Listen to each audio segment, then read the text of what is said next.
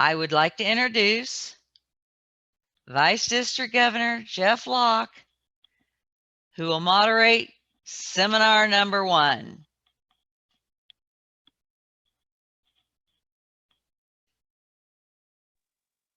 Good morning, Lions. Hope everybody has a great day on this new virtual midwinter conference. It's a historic event for everybody, and welcome to you from sunny Eastern Indiana. It's my distinct pleasure to introduce our first speaker, Lion Jennifer Drapalik. She has been a member of the Martinsville Noons Lions Club for 9 years and has maintained perfect attendance while attending less than 9 meetings during that time, considering the fact that her club's meeting around 48 times a year. You can ask her about that later. She has received her club's first-year Lion Award and Lion of the Year. She also has received 2 international presidential certificates. She is an ordained minister and has served as the District 25C chaplain for the past 3 years. One of her strengths is organizing events. When COVID-19 hit last year, Lion Jennifer started learning Zoom and has hosted numerous online Bible studies and Lions meetings. To date, she has tutored over 75 other fellow Lions on how to host an online meeting. Lions need to be able to stay in contact, continue to meet, even if it's done remotely. Her job has also required her to learn about the Microsoft Teams platform. Lion Jennifer lives in Martinsville with her husband, past council chair Ross, and their daughter Danielle. It's my pleasure to give you Jennifer Drapalik. Good morning. We are going to be learning more about internet and how we can meet together virtually. As we know, life has changed over the last year. We don't get to see everybody like we used to see them. We don't get to give the hugs or the handshakes like we used to do. And so when this all started, I wanted to find a way to keep people connected. Zoom happens to be the platform I've used the most. That's what the program will be based on today. So we will get started with our presentation. One of the things I'm going to teach you right out the gate real quick is you should see your picture up on the screen, or when you get back to it, you can. In the top right-hand corner is 3 little dots called an ellipsis. And if you click on that, you can change and rename yourself. That way we can see your full name on there.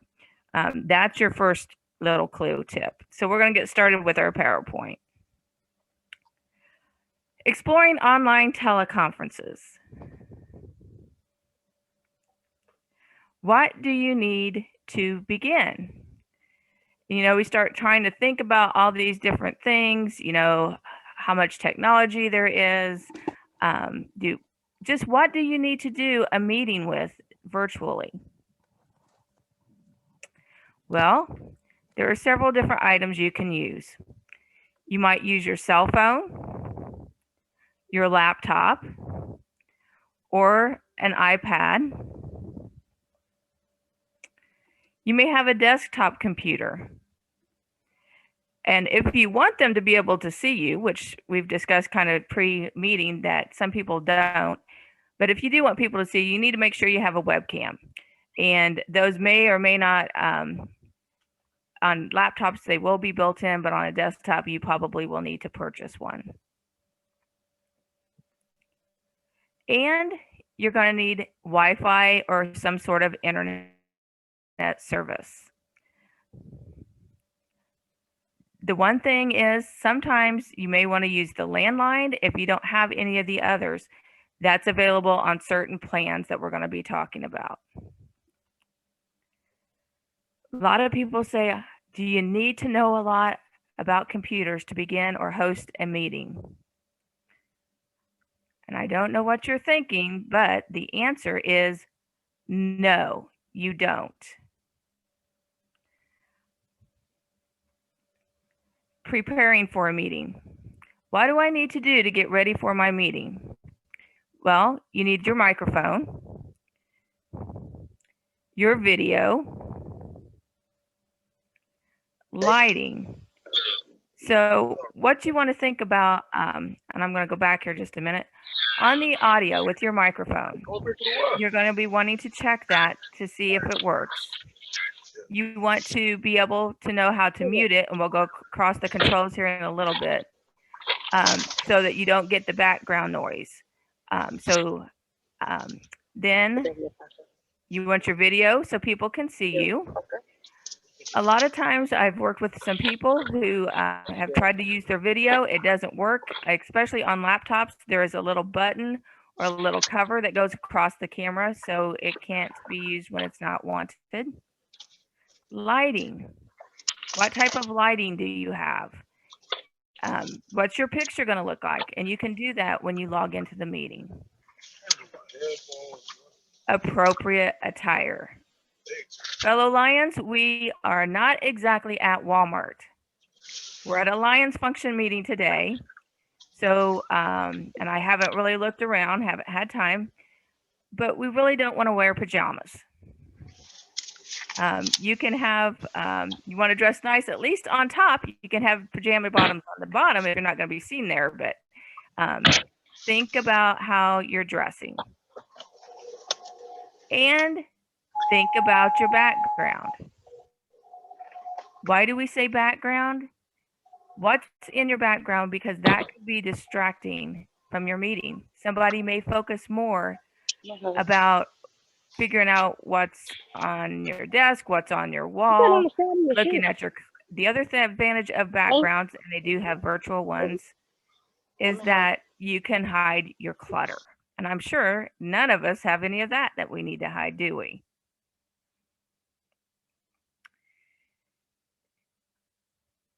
I have worked with 2 different platforms, the Zoom platform and Teams as well. Today's presentation is going to be based on the Zoom. They are very similar. There is a lot that is alike with the 2. And I know there's also Google Meets, and there's also some other ones. So why Zoom? One of the things I looked at the time was something that was inexpensive, something that our Lions Club or my Bible study could afford. And Zoom offers some different packages in order for people to use. They offer a basic version. First of all, it's free. We all like free. It's limited to 100 participants, which would cover more than likely all of our clubs. There's a few that might not. 3 or more people are limited up to 40-minute meetings. You get 40 minutes. I've been in cases where I've ran over 40. They have not shut me off. I've heard others say that they have shut you off. So in that case, what you can do is actually schedule 2 meetings. And if you need the extra one, then you'll just all log into another one. If you have a one-on-one, there's unlimited time. And the last thing is there is no dial-in option. So with this plan, you have to do it via computer.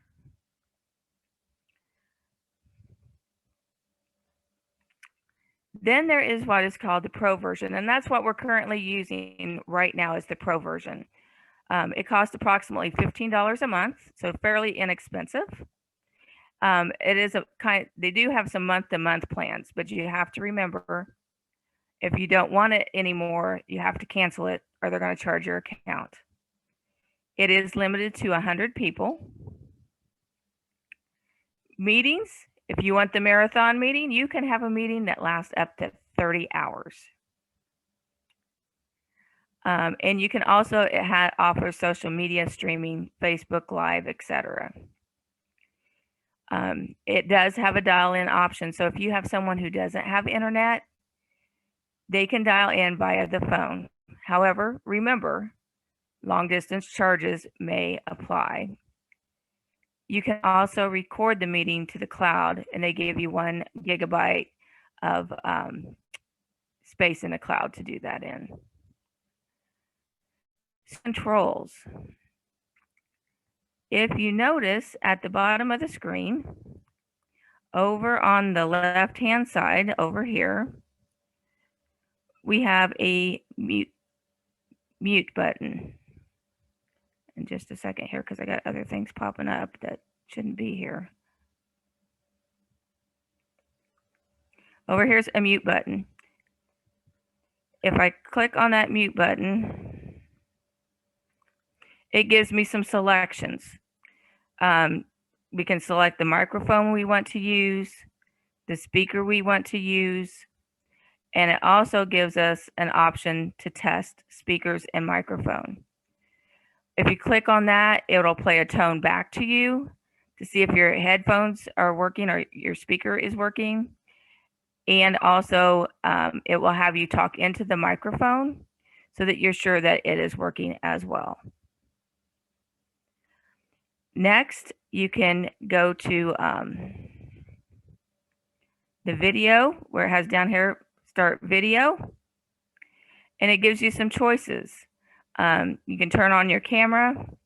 You can choose a virtual background, which is sort of fun. You could be out on the beach. You can be in the mountains, different places to go. You can also choose a filter. This is one of the filters that they offer. Just kind of a fun thing. You know how you have on Facebook different types of things that you can put for your frames. This is basically the same thing on Zoom.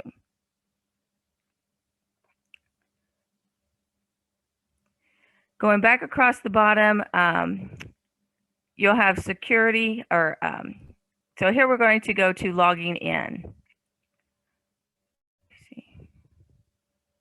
Yeah. You're going to go to zoom.us or zoom.com. It'll take you to the US site. And you will see a sign-in screen. You'll be able to log in via an email address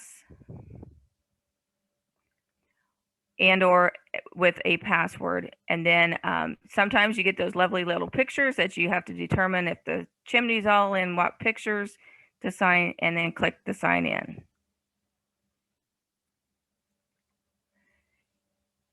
You will have a profile, and this gives you all the information that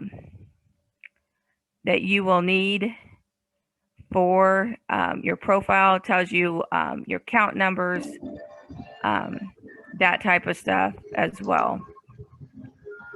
Tells you your time zone. You can set that up. It tells you how many people can be a part of it.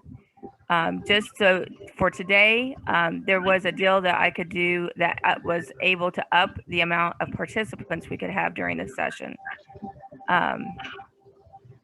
And that happened to be 500. That was the next level of what I could do. And it continues to go into whether you want authentication packages and that type of stuff. Once you get logged in, you'll find over here toward the right hand side, you'll have schedule a meeting, join a meeting, or host a meeting. We want to schedule a meeting. At that point, we can do hit the schedule a meeting. The screen will pop up. I'm going to fill in what my topic is going to be. If you want to give a description of what it is, you can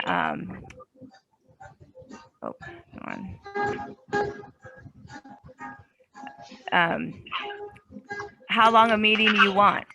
And I will tell you, I normally schedule meetings longer than I anticipate them going to be. You have a choice of do you want it to recur on a daily basis, a monthly basis? How often do you want it to repeat, and when do you want it to end? There are many different types of security features on this. At a minimum, you're required to have a waiting room.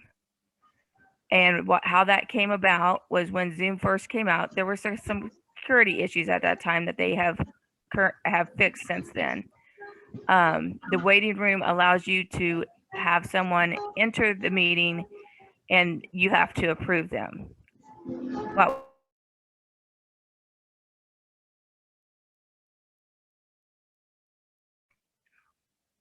was the fact that they had unwanted people joining their meeting. Somehow they got their meeting information. So you want to make sure when you send out an invitation, you send it to who you really want it to go to. People were joining the meeting and there was inappropriate activity going on. So again, keep your information just to the people you really want it to go to. There are meeting options. You can allow your participants to join at any time. You can mute them upon entry. You can automatically record the sessions, or you can have breakout rooms pre-assigned, and we'll talk more about that.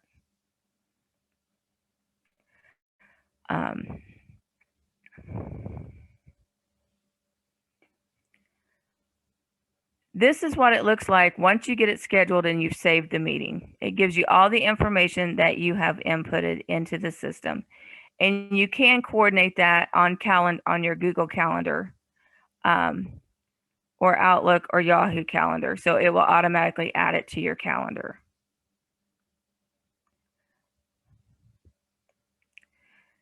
Some security settings. Like I said, you will at a minimum have to have a waiting room. Passcode, you can passcode the meeting. That's for if you are having someone to call in. And a personal meeting ID number. Again, you can set it up, and this, when you set these up, it is a standard thing for all of your meetings. So if you want to go change it, you'll need to go change it per meeting. Mute all participants when they join. You can send meeting reminders out. And there's a lot of things I'm not going to go into depth on. Private chat. This allows the participants to chat between themselves. So today, if you wanted to send a message to one of your friends, you would be able to do the chat and send it directly to them, or you can send it to everyone. And you can also set it so it automatically saves the chat.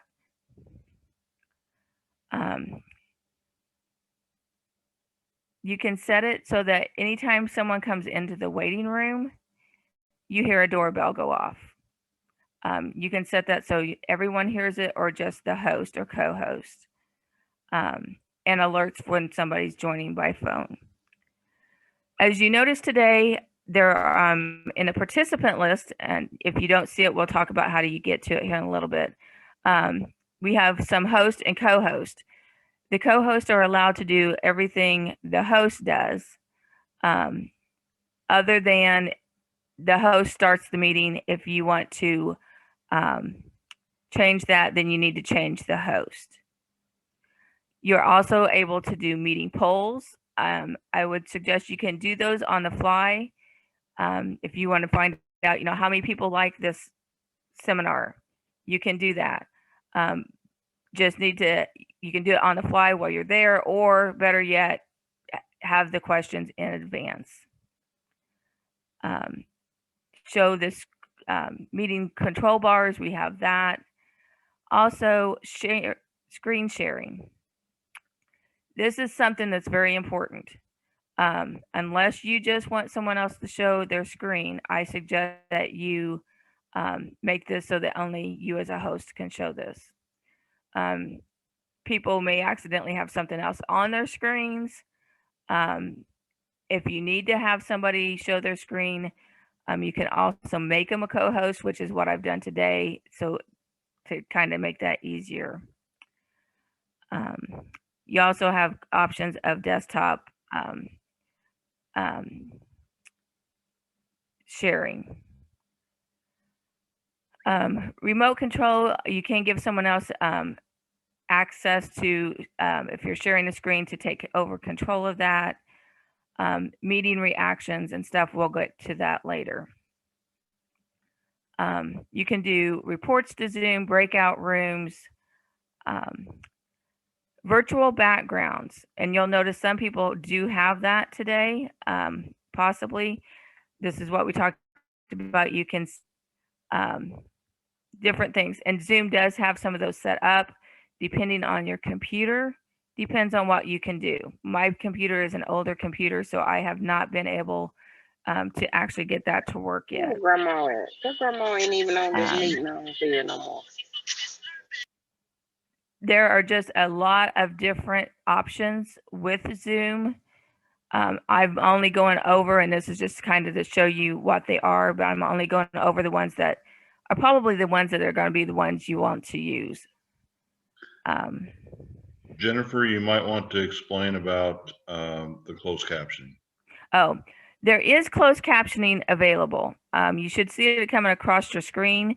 At the bottom of your screen, you will have a little button that says, has like a CC in it. And you can click on that and choose to hide the closed captioning.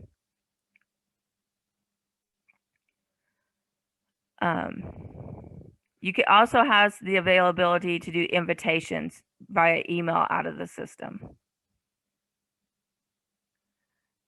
You can notify people when it's canceled if you've sent them, depending on how you sent them the invitations as well.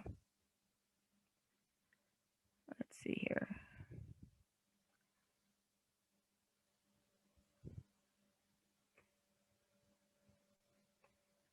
Hang on a minute. I've lost something, Ross.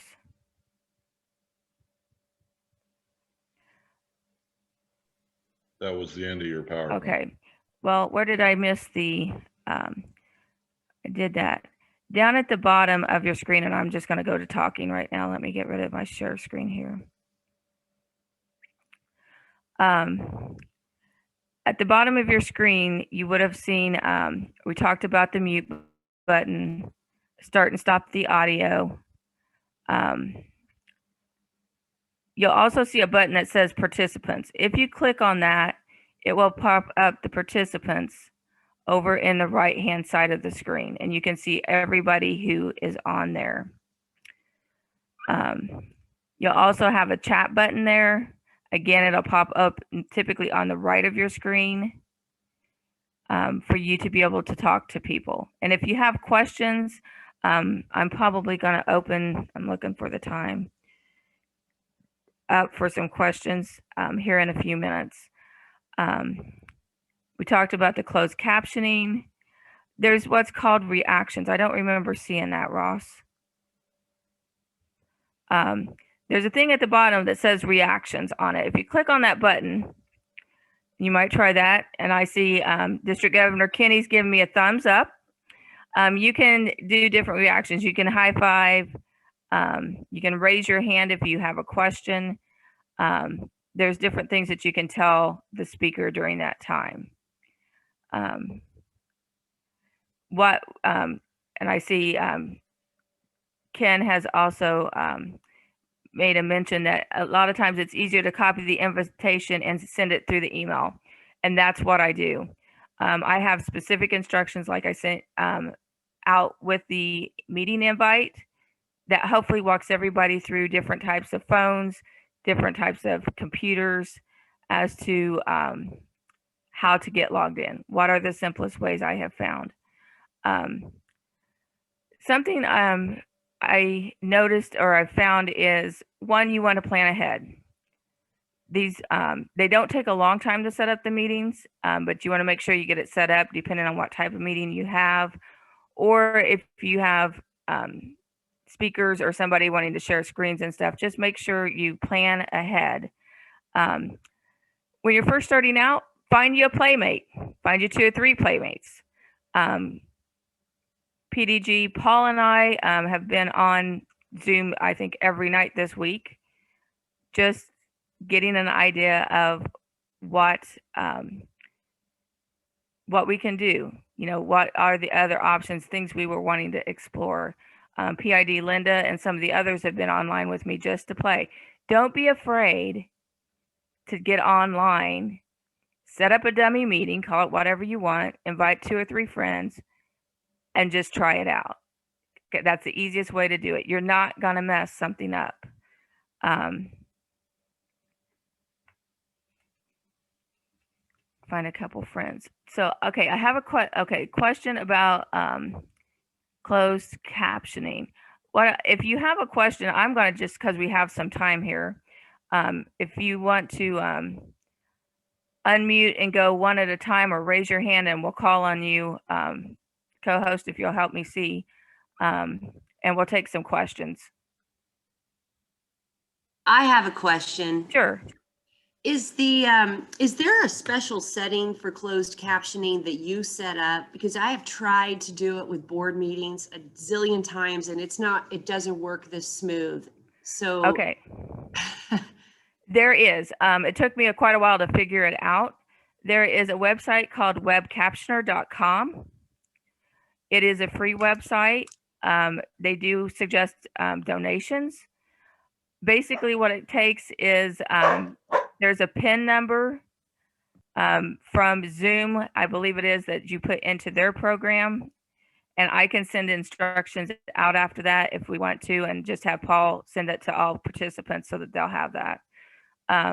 As you notice, some of the names don't come out exactly how you would think. So there's a little bit of translation problem there, getting it spelled correctly. Like when you say Jennifer Drapalik, yeah, it did it better that time. I'm going to pick on PID Nick with Nick Xenopoulos, and it comes like, PID with Nick's Annapolis. So it has some issues with that, but I think overall we have found it to be pretty accurate. So it's basically like a third-party plugin. It is a third-party plugin. Okay. And do you have to do it specific for every meeting you set up? No, I've set it up one time and it's worked on every single one. Okay. And then once it's set up, do you have to turn it on or turn it off, or? You do have to enable it. Okay, cool. So it Cool. just comes up across the bottom and there you enable it. Super. Thank you. You're welcome. Anyone else with questions? How many people are, let me show you one other thing while I'm thinking about it.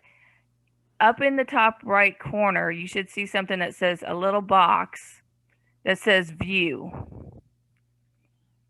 You have a choice of making it speaker view or gallery view or screen.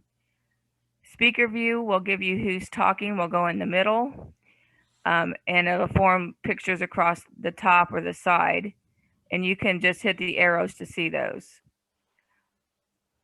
If you want gallery view, you click on it and you'll get little pictures of everyone, and you can set that up to how many you want on a screen.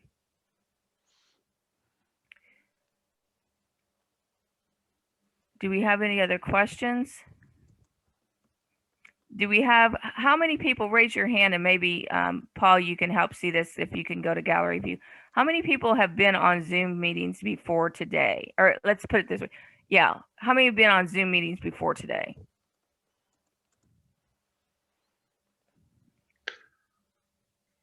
Looks like we got about 15 so far. Okay. So most everyone else is new to Zoom. Well, I didn't answer, so Okay. add one. Okay. This is a pretty easy platform. I mean, you can set it up so you just click on the link to join, so that makes it a lot easier. I see some hands over here.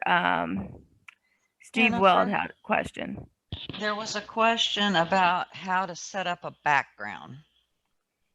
Okay, how to set up a background. If you go, if you're wanting to use one of their backgrounds, you just go to where it has your video down in your second icon on your left. You click on it, and then it says choose virtual background. And then for some reason mine got lost the last couple days. It'll have the different backgrounds that they offer. You can also download pictures into that. So if you're at a computer right now, why don't we do this? Go to your video and click on that little arrow and click on choose video filter.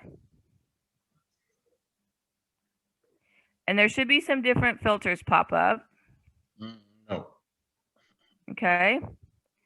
I'm trying to see what I can I'm going to go back to my happy face here. And if you click on that, you can choose one of those, and we can all have our own little background frames. Anybody try that? Yep. See, we got Santa there. So that gives you some different options, sort of fun things, and then you can always remove them as well. Any other questions? On the virtual background issue, you can use your own pictures as well. If they're an odd size, they might not turn out the way you expect them to. Or you can create your own virtual backgrounds. If you notice, it appears I'm sitting in front of a blue wall with a great big midwinter conference sign behind me on the wall. That's not real. That's a virtual background that I created. And Ross has done something similar. If you look at Ross Drapalik's picture, you'll see he's sitting out on the Serengeti Plains with a lion behind him and the Midwinter Conference logo in the upper right-hand corner of his screen. So you can do all sorts of interesting things with virtual backgrounds. Ron Guth is out in space. Are you a space cadet, Ron? Well, you know, I was Air Force, but I was before the Space Force. So now I'm trying to get back in. I see. Okay. I see hands up here. I'm not sure if they were questions or raising hands from earlier. I So think they raised. did you, I think they raised their hands from earlier. Okay. If you don't have a question, go back to reactions and click Lower on your reactions and click put your hand down. Put your hand up. I don't have my hand up right now. I took it down. Okay. This is Catherine. Okay. My computer doesn't have a filter or a background, and I loaded a picture up to use it, but because I don't have a green screen or a solid Correct. background behind me, it's just transparent. So Right. That's what happens. really distracting. Right. And that's what happens to me. I don't have the green screen either. Ross, I haven't had a chance to actually play with that. He thinks maybe if you have a plain wall, that you might be able to do it. Charlotte just went somewhere in the virtual background. So it depends on your camera. Right. One of the things that my virtual backgrounds did not work for the longest time. Make sure you get the most recent version of Zoom, because all of a sudden one day they started working. So. Yeah, Jennifer, I just uploaded a today. Jennifer, I had some experience that way this past week. We were trying to work out some issues with a feature, and I had some options that she didn't. She had some options that I didn't. So we both upgraded the version of Zoom that we had installed on our computers, and that solved at least part of our problem.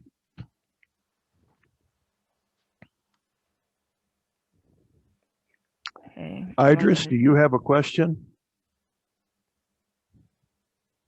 I do not. I thought I had removed the hand up and I put it up, so I'll take care of it. I was just messing. Sorry. Okay, I lowered it. So Thank you. okay. I just uploaded a picture to that app, and it worked quite well. Okay. Except we can only see half your face. Right. You're disappearing exactly. into All right. So I have a question. Sure. So when I go to reactions, I don't have a hand up as an option. I have a clap and a thumbs up. Is there something else that I should be clicking to get a raise your hand? Well, that description sounds like what I had on the reactions button before the last time I upgraded Zoom. So you may need to download a new version of Zoom for your computer. Very good. Thank you. Other recommendation I would do is anytime you are recording, you need to let everybody know at the beginning that you're recording. Just that way that if things might be said or not said, shown or not shown, whatever, that everybody is aware of what is going on. Which reminds us to remind you that we are recording all day long. Kara, you had made a chat earlier about posting your invitations out on Facebook, and I see you have your hand raised. Do you want to add something? Oh, for the don't post your invitations on Facebook, and that way you don't draw unwanted attention to your meetings and have people trying to come into them that maybe shouldn't be there. The other thing is I use Google a lot for my job, and the Google Meet stuff is very similar to Zoom. It is also free. And if you're used to using like the Google platform for like Google Docs and those things, it's very intuitive, and you can schedule the meetings right from your calendar. The other thing is if you have a child or a grandchild that's doing virtual school, and a lot of those kiddos are using Google Meet. So like when I started using Google Meet, I was like, okay, kids, tell me how to do this. And they just walked me through everything. Yeah. Yeah, and see, our school system uses Zoom for it. What else was I going to say? As far as logging in, when we were talking about if you have people sign in with their names, it helps a bunch, because I've been in situations that I know it's been fairly closed group, like just people in our church. But then again, and I've posted it out on Facebook because it's a closed, kind of like a closed group. But then it's kind of like when you see that phone number pop up on your screen, or you see someone's iPhone or whatever type of phone or tablet, you're really leery about letting them in. So anytime, whether you're hosting it, whether you're going to be a part, put your name if you really want to be let in, because there's times I've almost denied people. Because I'm thinking, especially like the situation today, I know we personally sent every single invitation that went out. So nobody should have had it other than who we sent it to. So we were allowing anybody to come in that was coming into the waiting room. But in other situations, that might not be a good idea. I have another question then. If you allow someone in, or someone comes in as the host, do you have the ability to help them exit, let's say nicely? I can remove them immediately, and they cannot get back in, at least not on the same device. Very good. So PCC Ross has experience at that. Just for fun. I threw him out one day.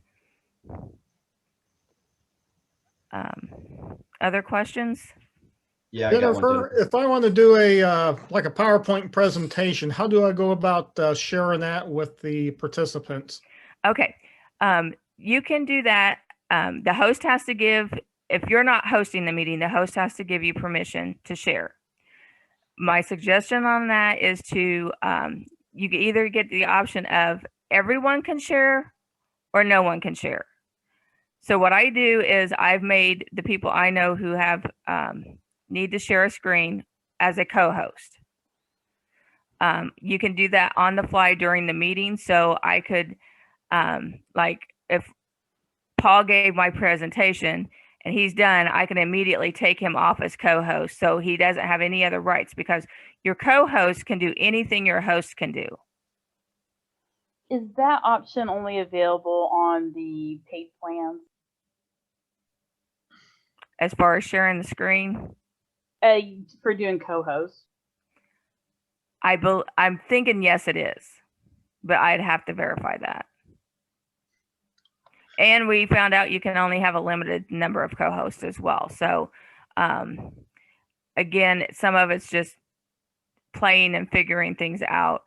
Kind of, we were just discussing earlier, as the participants join the meeting. It doesn't, we think it puts it in the order they joined, but it's not in like alphabetical order. So it's not real easy to find. There is a search button for it because you're going to find out we will be spotlighting people throughout so that their screens come up in the middle. Other talks will have people like whoever's talking in the middle if they're not doing a presentation with a PowerPoint. The other thing about using PowerPoint is that you need to do a little preparation ahead of time, because you actually need to open the PowerPoint program outside of Zoom. When you click the share screen, then it's going to pop up all of these different applications that you can click on to display and share. Like right now on mine, I have 3 different PowerPoints. I have the opening credit with Brian Sheehan. I have the next seminar's PowerPoint, and then I have my own PowerPoint, and they're already open and basically on deck, ready to.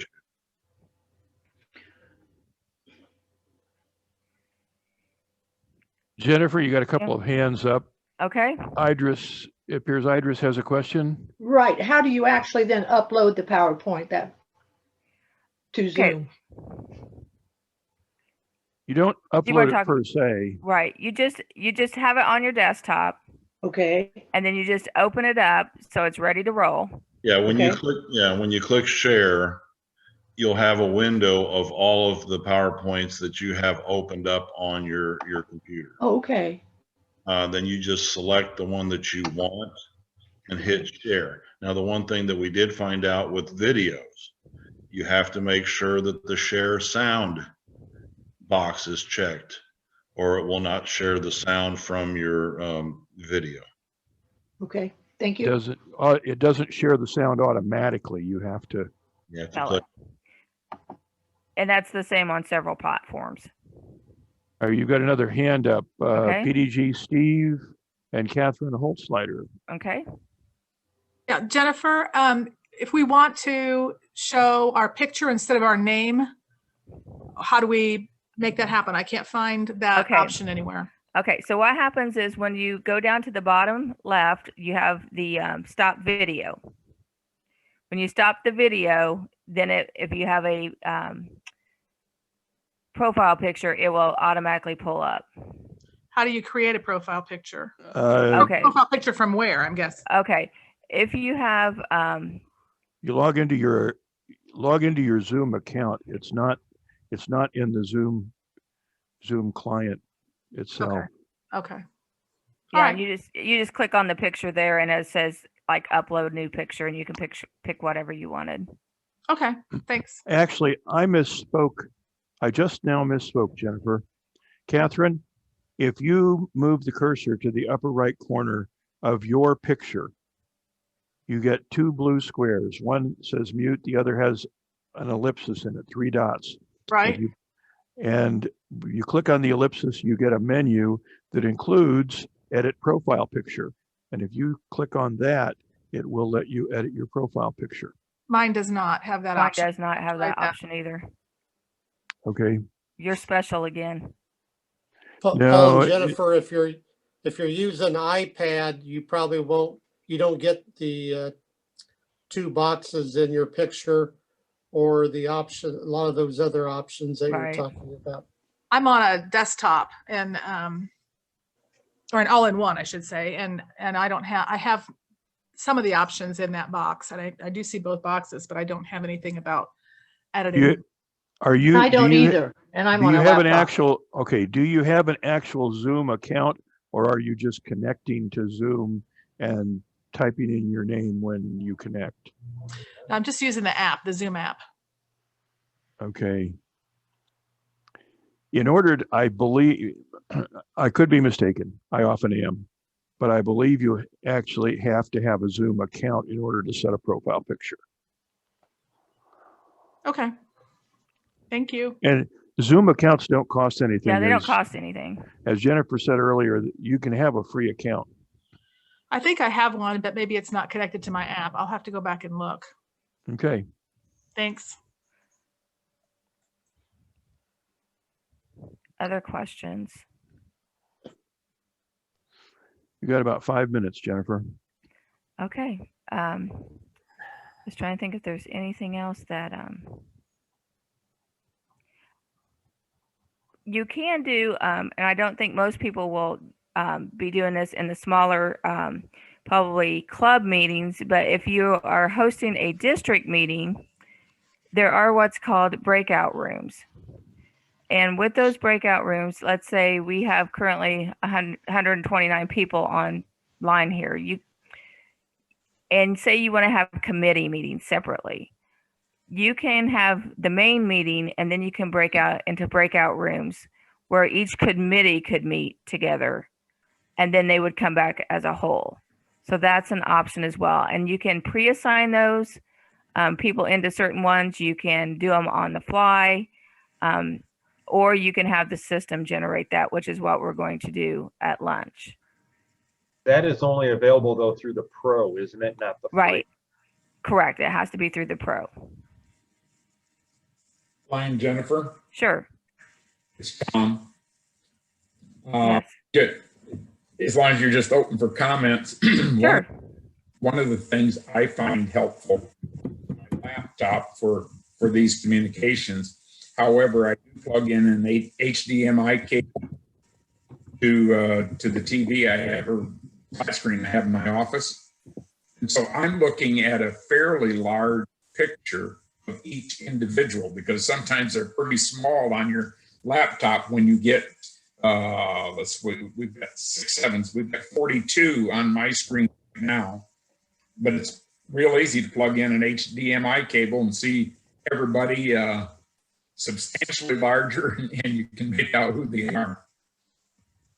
If you have a smart TV, you might be able to project, and if your smart TV and your computer are connected to the same home network, you might be able to project your screen to your smart TV. We have done that in the past here at home, and I had the screen projected to the TV in the family room earlier this morning, but the connection dropped and I can't get it back. I find the most solid way to do it is just to actually plug it in with an HDMI cable. Yeah. I do have a smart TV, but the HDMI keeps you from dropping. Smart TVs are like smartphones. If you want to get the most effective use out of them, you have to be smarter than the device. Okay, we got about 1 more minute. If you want to install Zoom, there's a question. You can go out to zoom.com, either from your phone or whatever device you're using, and download it from there. And it's free download. Oh, thank you. You're welcome. Anyone else? Okay, I hope you have found this informative. Just to let you know, if you need help, I am available. If you need help setting up meetings, accounts, if you need a co-host, if you just want to play, let me know. I will do what I can to assist. And I hope you all have a great day and have learned something about how to use the program going forward through the day. Thank you. Thank you, Jennifer. Okay. We really appreciate your presentation.